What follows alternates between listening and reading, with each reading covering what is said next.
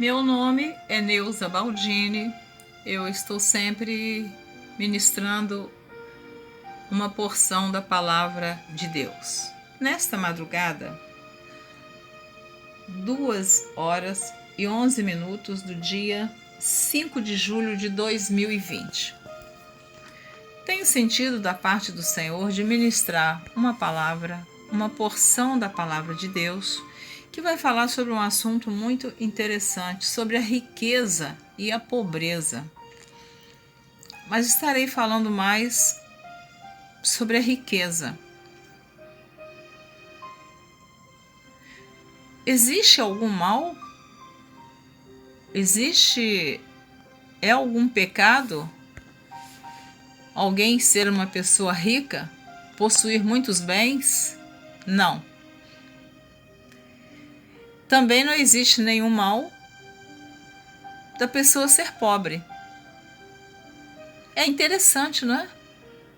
Qual o problema então, irmã Neuza? O que você vai falar sobre a riqueza ou sobre a pobreza? Eu estarei lendo alguns textos bíblicos. Eu não quero acrescentar nada. Eu tenho muito cuidado de falar o que está escrito na palavra de Deus. Então, portanto, estarei citando aqui alguns versículos para a nossa meditação. E quando você ouvir esta palavra, pense, faça uma reflexão. Como você está vivendo neste mundo como uma pessoa rica e como você está vivendo como uma pessoa pobre? O que diz a Bíblia sobre o rico e o pobre? Em Provérbios, capítulo 22, versículo 2, está escrito assim: o sábio Salomão que escreveu: o rico e o pobre se encontraram. A todos os fez o Senhor. Olha que coisa maravilhosa. O rico e o pobre se encontraram. A todos os fez o Senhor. Então, Deus não criou somente o rico ou somente o pobre. Deus criou os dois. Portanto, nós devemos nos conformar com aquilo que nós temos, com o que somos, com aquilo que nós adquirimos através do nosso trabalho e agradecer a Deus pela nossa vida e principalmente pela salvação, pelo amor que Deus teve por nós, enviando o seu Filho Jesus para derramar o seu precioso sangue na cruz do Calvário. A nossa maior riqueza é a nossa salvação. Mas continuando, eu quero ficar nos textos bíblicos. Vamos refletir. Jó, quase todos conhecem a história de Jó. Um homem que passou por grandes perdas. Ele perdeu os filhos, ele perdeu os bens, ele perdeu os empregados. E a Bíblia diz algo muito interessante sobre Jó. Capítulo 1, versículo 3. Jó, capítulo 1, versículo 3.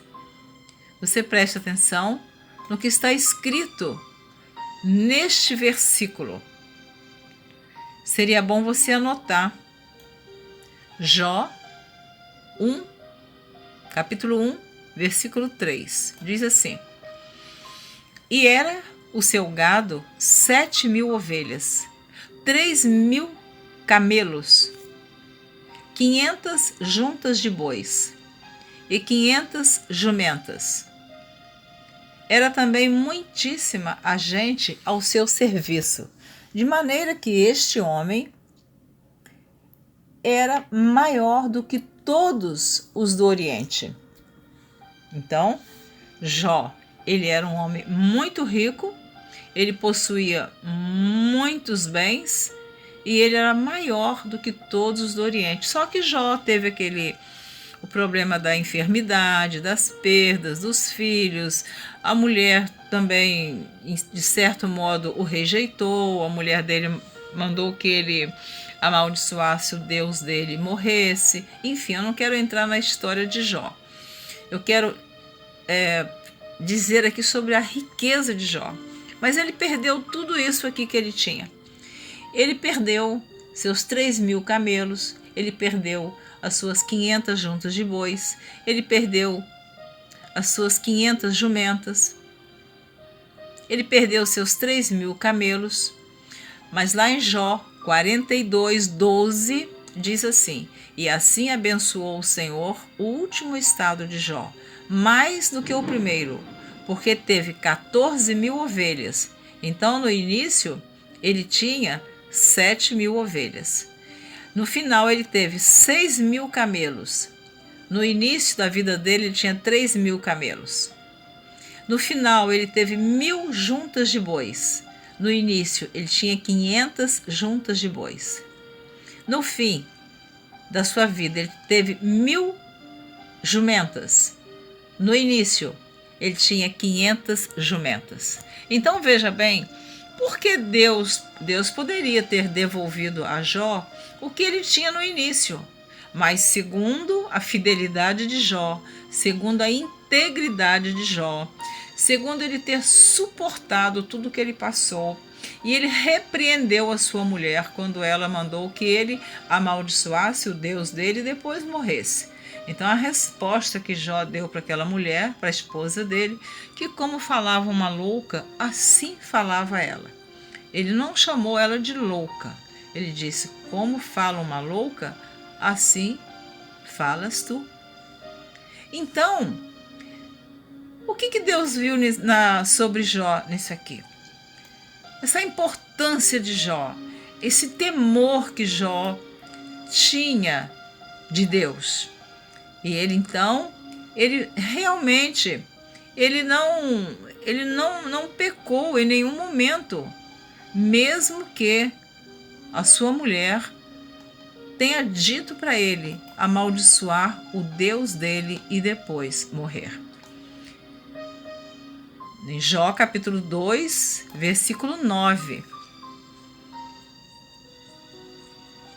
Então sua mulher lhe disse: ainda retens a tua sinceridade?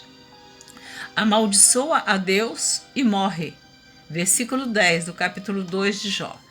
Mas ele lhe disse: como fala qualquer doida, assim falas tu. Receberemos o bem de Deus e não receberíamos o mal? Em tudo isto, não pecou Jó com seus lábios. Então, eu quis citar aqui Jó. Achei muito importante falar sobre Jó, porque Deus honrou Jó de tal maneira que deve ter sido uma surpresa para muitos que viram aquela situação de Jó no início da vida dele. Tudo que ele tinha, ele era o homem mais rico do Oriente, ele perdeu tudo e depois Deus deu a ele tudo em dobro. Graças a Deus. Isso é bênção de Deus na vida daqueles que servem a Deus com fidelidade. Quando nós somos fiéis a Deus, Deus nos honra tanto na pobreza quanto na riqueza. Porque Jó, sendo um homem que possuía tantos bens, ele era um homem tão rico e ele perde tudo que tem. E depois, no final, Deus dá a ele tudo em dobro. Mas eu queria ler também um pouquinho sobre o rei Davi. Davi foi um rei próspero. Ele reinou em Israel.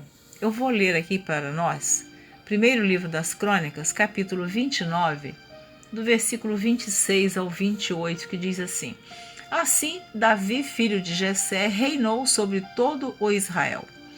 E foram os dias que reinou sobre Israel, 40 anos em Hebrom. E foram os dias que reinou sobre Israel, 40 anos. Em Hebrom, reinou 7 anos. E em Jerusalém, reinou 33 anos. Então, um total de 40 anos. Agora, olha o versículo 28 do primeiro livro das Crônicas, capítulo 29. Versículo 28 diz assim: E morreu numa boa velhice, cheio de dias, riquezas e glória. E Salomão, seu filho, morreu em seu lugar. O que eu acho uma riqueza da informação da Bíblia é que a Bíblia nos informa tudo o que nós gostaríamos de saber. Então, por que acrescentar alguma coisa se nós já temos tudo que Deus inspirou os escritores para deixar para o nosso conhecimento? O rei Davi morreu numa boa velhice, cheio de dias, riquezas e glória. E Salomão, seu filho, reinou em seu lugar. Então veja, ser rico é pecado? Não. Ter muitos bens é pecado? Não, de forma alguma. Até porque é necessário que haja os ricos na terra. Se não houvesse os ricos, como existiriam as empresas para dar trabalho aos pobres, para viverem dos seus salários honestamente, sustentar suas famílias, seus filhos? Então, é necessário que haja o rico na terra. E se não houvesse o pobre? Quem fariam as construções? Quem seriam os pedreiros? Quem seriam os padeiros?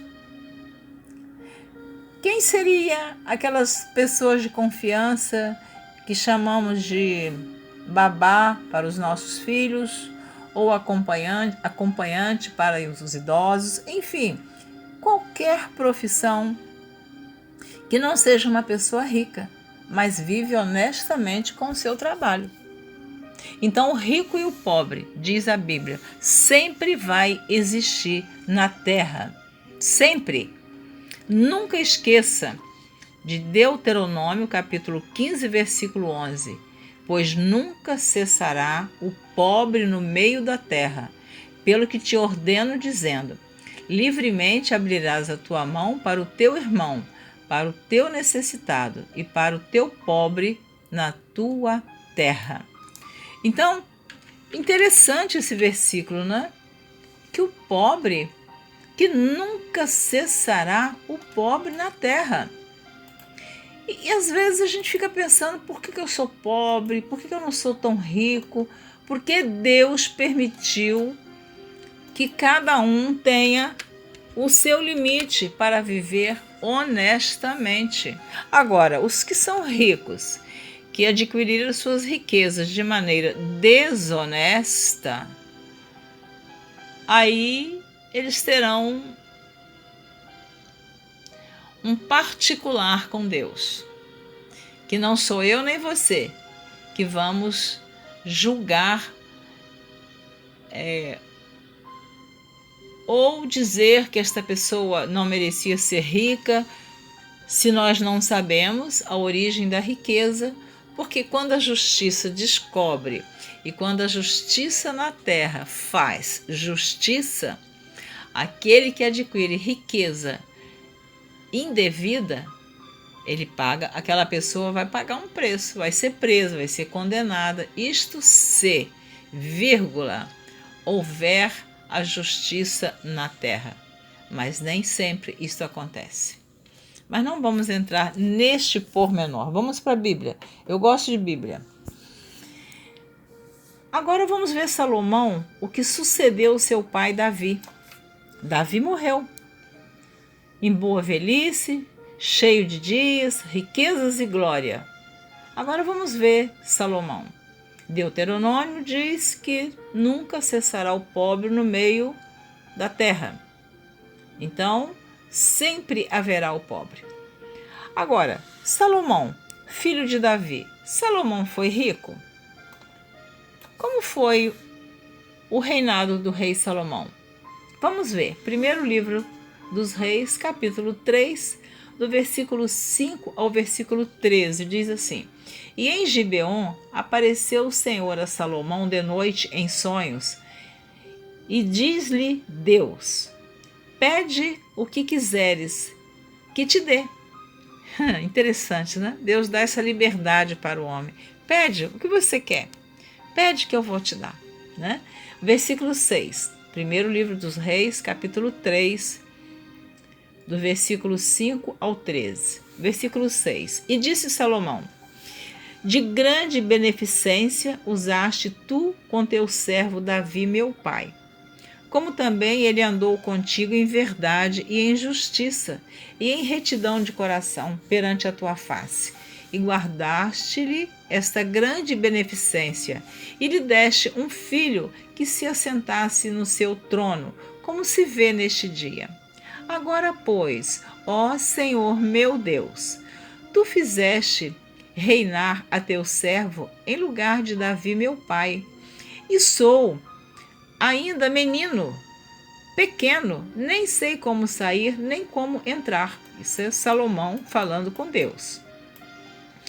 E teu servo está no meio do teu povo que elegeste, povo grande, que nem se pode contar, nem numerar pela sua multidão. A teu servo, pois, dá um coração entendido para julgar a teu povo, para que prudentemente discirna, para que ele tenha discernimento, entre o bem e o mal. Porque quem poderia julgar a este teu tão grande povo? E esta palavra apareceu boa aos olhos do Senhor, que Salomão pedisse esta coisa. E disse-lhe Deus: porquanto pediste, olha bem, porquanto pediste para ti entendimento para ouvir coisas de juízo, porquanto pediste esta coisa e não pediste para ti riquezas, nem pediste a vida de teus inimigos, mas pediste para ti entendimento para ouvir coisas de juízo.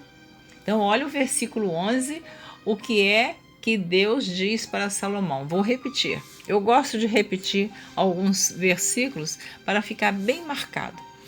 E disse-lhe Deus: porquanto pediste esta coisa, e não pediste para ti riquezas, nem pediste a vida de teus inimigos, mas pediste para ti entendimento para ouvir coisas de juízo, eis, olha o que Deus continua falando com Salomão, eis que te fiz segundo as tuas palavras, e eis que te dei um coração tão sábio e entendido, que antes de ti teu igual não houve, e depois de ti teu igual se não levantará.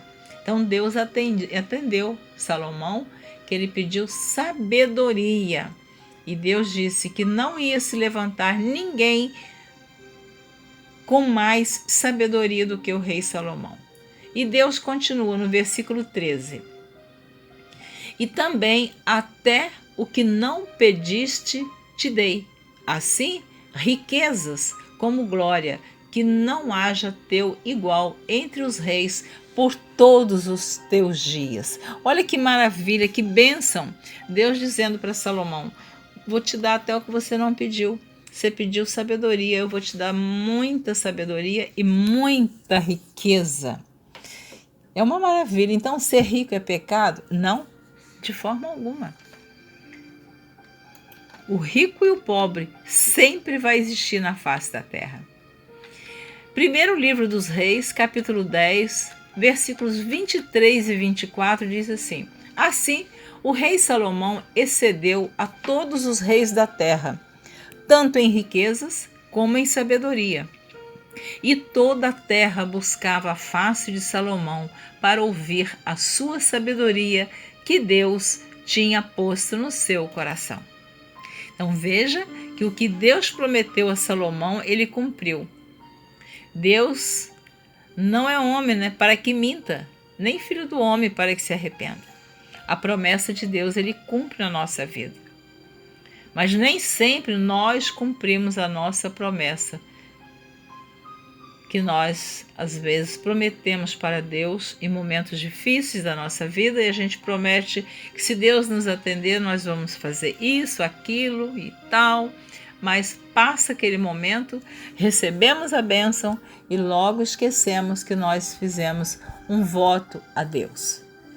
E a Bíblia diz que quem faz um voto a Deus, se não cumprir, é melhor que não faça. Assim está escrito na palavra de Deus.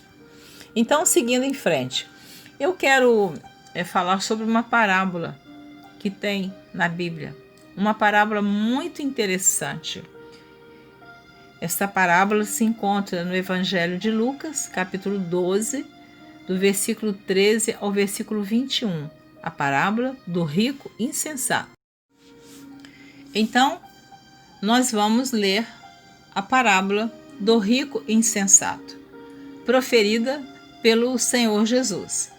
E se encontra no Evangelho de Lucas, capítulo 12, do versículo 13 ao versículo 21, que diz assim: E disse-lhe um da multidão: Mestre, dize a meu irmão que reparta comigo a herança. Mas ele lhe disse: Homem, quem me pôs a mim por juiz ou repartidor entre vós? E disse-lhes: Acautelai-vos e guardai-vos da avareza, porque a vida de qualquer não consiste na abundância do que possui. E propôs-lhes uma parábola, dizendo: A herdade de um homem rico tinha produzido com abundância. Agora Jesus começa a contar a parábola. E arrazoava entre si, dizendo: Que farei? Não tenho onde recolher os meus frutos. E disse: Farei isto: derribarei os meus celeiros e edificarei outros maiores, e ali recolherei todas as minhas novidades e os meus bens. E direi à minha alma: Alma, tens em depósito muitos bens para muitos anos. Descansa, come, bebe e folga. Mas Deus lhe disse: Louco, esta noite te pedirão a tua alma. E o que tens preparado para quem será? Assim é aquele que para si ajunta tesouros e não é rico para com Deus. Vejam bem, eu disse no início que não tem nenhum mal ser rico ou ser pobre. Não é pecado. O pecado da riqueza é que o homem esquece que a maior riqueza dele é ter um tesouro no céu. É ajuntar o tesouro que ele vai desfrutar na eternidade quando ele partir deste mundo. Ou ele ou ela, né? Vou falar da pessoa, vou falar no feminino, porque isso serve para o masculino e feminino. Então, esta pessoa rica, aqui na parábola, estava muito preocupado em aumentar os seus celeiros, porque tudo que ele tinha abundância. Os seus celeiros já estavam pequenos para tudo que ele possuía. Então ele disse: eu vou aumentar o meu celeiro, eu vou ampliar o meu celeiro. Ele disse no versículo 18 do capítulo 12 de Lucas, e disse: farei isto, derribarei os meus celeiros e edificarei outros maiores, e ali recolherei todas as minhas novidades e os meus bens. E ele ainda diz: e direi à minha alma: alma, tens depósito, muitos bens, para muitos anos, descansa, come, bebe e folga. Mas Deus lhe disse, eu estou repetindo: louco, esta noite te pedirão a tua alma. E o que tens preparado, para quem será? Assim é aquele que para si ajunta tesouros e não é rico para com Deus. Então aqui está o resumo de tudo que eu falei sobre a riqueza, o possuir bens e o não possuir. Por que é pecado a pessoa rica, que ela não é uma pessoa que está preocupada com o tesouro que esta pessoa vai possuir na eternidade? Se ela partir deste mundo somente vivendo, desfrutando da sua riqueza e não tiver uma vida comprometida com Deus, não for uma pessoa que está vivendo de acordo com a palavra de Deus, que não tenha Jesus como seu Salvador, esta riqueza, além de não levar nada para a eternidade, esta pessoa rica que viveu na terra com tudo que essa pessoa desejava, na eternidade ele não vai ter. Esta pessoa não terá a riqueza, a coroa da salvação. Então, qual a melhor riqueza? Os bens materiais que vão ficar aqui na terra ou a riqueza que vamos ter na eternidade ao lado do Senhor Jesus? Com certeza que é a nossa coroa da salvação, não é? Há pouco tempo aí, não tem muitos meses, né, faleceu uma pessoa muito rica. E essa pessoa não chegou nem a desfrutar da mansão, né, que ela possuía. Com certeza que eram os planos daquela pessoa desfrutar por muitos anos daquela mansão. Mas aí aconteceu isso aqui. Eu não estou dizendo que a pessoa era uma pessoa louca. O que a Bíblia diz é que nós nos preocupamos com a nossa riqueza, com os nossos bens, e se não nos preocuparmos com a nossa salvação, a palavra de Deus diz: louco, esta noite te pedirão a tua alma. E o que tens preparado? Para quem será? Então vamos meditar nesta palavra para que nós venhamos a desfrutar da riqueza, dos bens que Deus tem nos dado, mas sem jamais nos afastarmos da presença do Senhor, sem jamais ignorar que a nossa maior riqueza é possuirmos a coroa da salvação. Então Davi morreu rico, farto de dias, mas na presença do Senhor. Jó perdeu tudo que tinha no início da sua vida, no final Deus deu a ele tudo em dobro. O rei Salomão pediu sabedoria e Deus deu sabedoria e riqueza. E esse louco aqui da parábola, ele só se preocupava com os seus bens, aumentar os seus celeiros, e aí ele não tinha uma vida comprometida com Deus. Mas é uma parábola que o Senhor Jesus contou. O que é uma parábola? A parábola é a narrativa alegórica que transmite uma mensagem direta por meio de uma comparação ou uma analogia. Então, a parábola é uma comparação, para a gente entender bem, né? É a narrativa alegórica que transmite uma mensagem direta por meio de comparação ou analogia. Então, isso é uma parábola. Jesus estava ali contando para aquela multidão esta parábola. Com certeza que muitos ouviram e pensaram: vou refletir mais. Se eu sou uma pessoa rica, que adianta eu ter tanta riqueza aqui na terra? E quando eu partir, nada eu vou levar. Como Jó disse: nu saí do ventre da minha mãe, e para lá nu voltarei. Então Jó não pecou.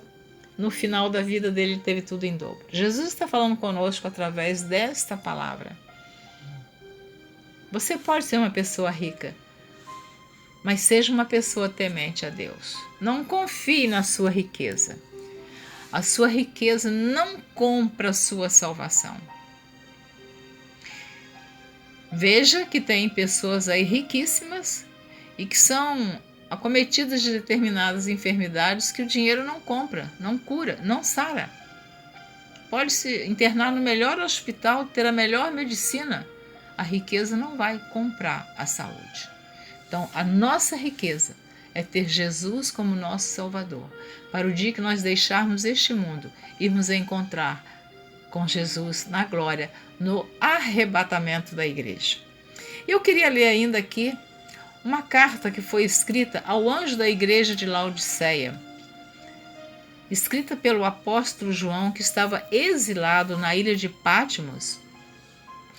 E ali o Senhor apareceu em visão para o apóstolo João e foi ditado 7 cartas para ele enviar às 7 igrejas da Ásia.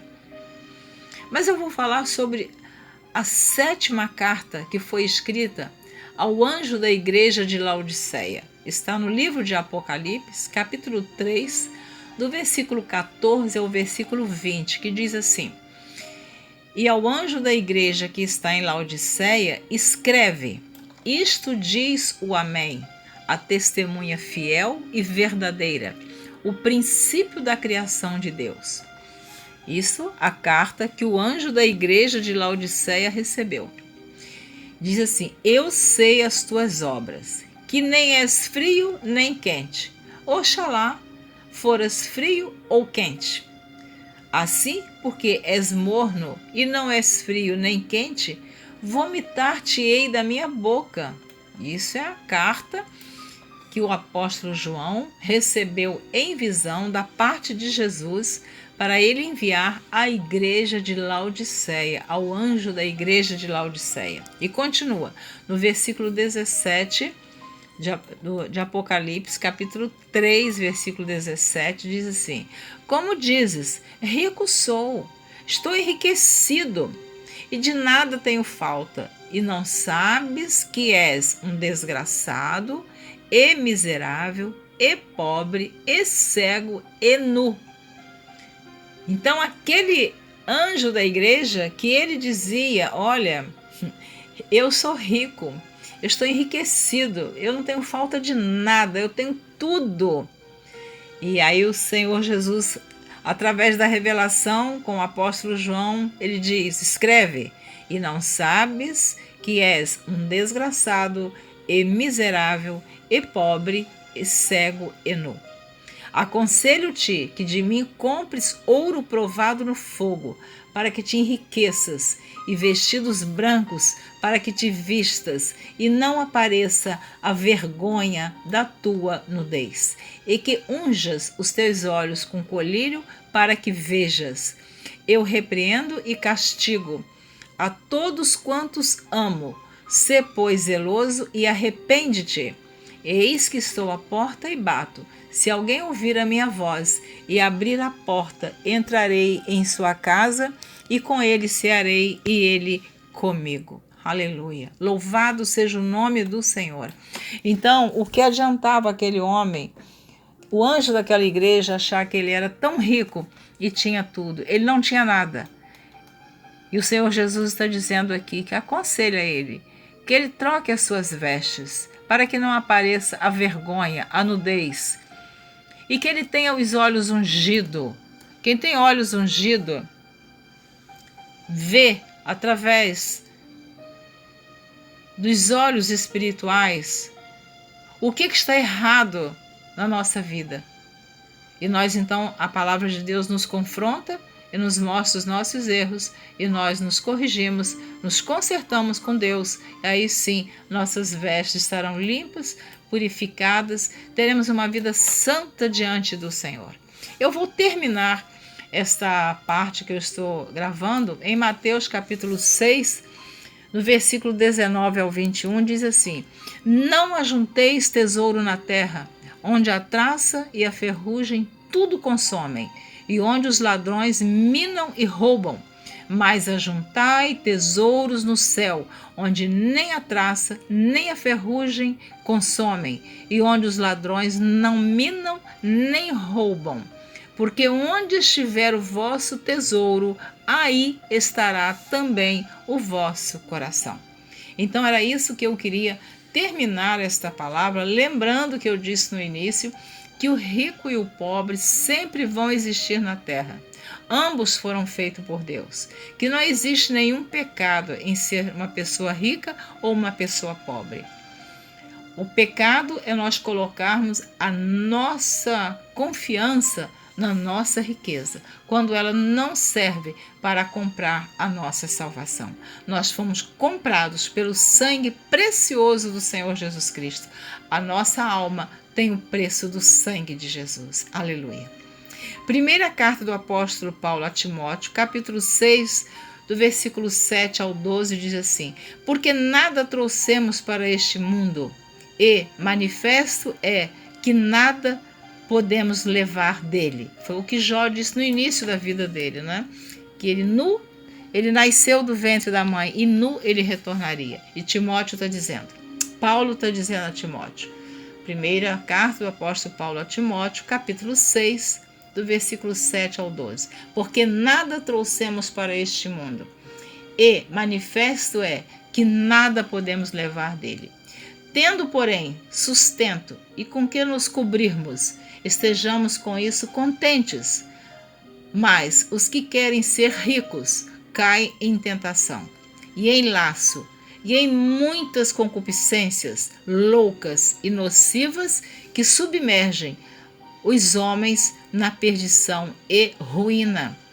Porque o amor do dinheiro é a raiz de toda espécie de males, e nessa cobiça alguns se desviaram da fé e se traspassaram a si mesmos com muitas dores. E Paulo continua escrevendo a Timóteo: mas tu, ó homem de Deus, foge destas coisas e segue a justiça, a piedade, a fé, a caridade, a paciência, glória a Jesus, a mansidão. Milita a boa milícia da fé. Toma posse da vida eterna, para a qual também foste chamado, tendo já feito boa confissão diante de muitas testemunhas. Glória a Deus. Eu espero que esta palavra tenha sido de grande valor para a sua vida, para a minha vida tem sido, e que nós venhamos a valorizar a salvação, a nossa coroa da justiça, que é a nossa maior riqueza, e nunca colocar nos bens que possuímos a nossa confiança. Porque esta riqueza que nós temos aqui na terra não levaremos para a eternidade. Para a eternidade estaremos diante de Deus, para que Ele nos receba de acordo com as nossas obras aqui na terra, de acordo com a nossa vida, como vivemos aqui.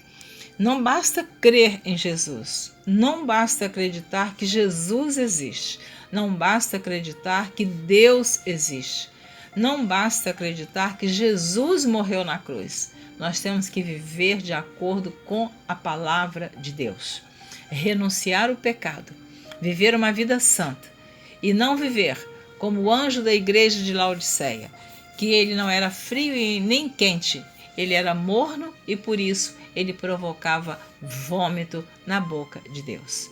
Então, que você receba esta palavra. Nós, todos, eu começo por mim recebendo esta palavra.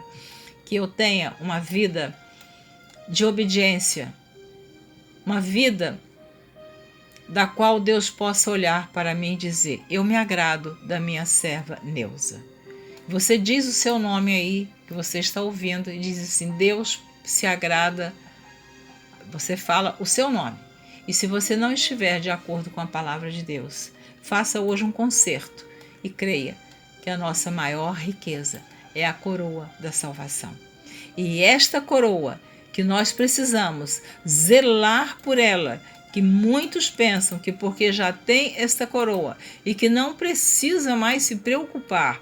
Não, a palavra de Deus diz em Apocalipse capítulo 3, versículo 11: eis que venho sem demora, guarda o que tens, para que ninguém tome a tua coroa. Glória a Jesus. Guarda o que tens, para que ninguém tome a tua coroa. Deus te abençoe. Até a próxima. Meu nome é Neuza Baldini. Muito obrigada por você me ouvir. E se desejar, compartilhe esta mensagem com outras pessoas que você sentir de Deus no seu coração. Um grande abraço.